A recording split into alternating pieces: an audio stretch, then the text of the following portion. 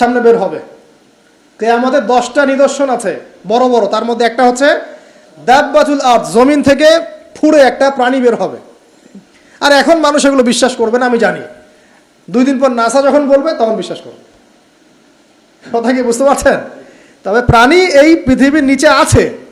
রাসূল সাল্লাল্লাহু আলাইহি ওয়াসাল্লাম বলছেন 10টা আলামত না আসা পর্যন্ত কিয়ামত হবেই না। তার মধ্যে একটা হচ্ছে দাব্বাতুল আরদ, জমিন থেকে একটা প্রাণী বের হবে। এবং এই প্রাণী শুধু বেরই হবে না, মানুষের সাথে কথাবার্তা বলবে।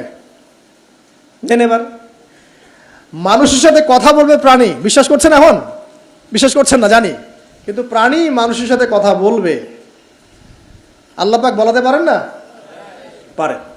আচ্ছা সামনে যান। ওই প্রাণী যখন দাঁড়িয়ে আছে রাস্তায়, এখন এই বালক বলছে আজকে আমি প্রমাণ করে নিব যে আল্লাহর আনুগত্যশীল ওই পাদ্রী সঠিক নাকি ওই জাদুকর সঠিক।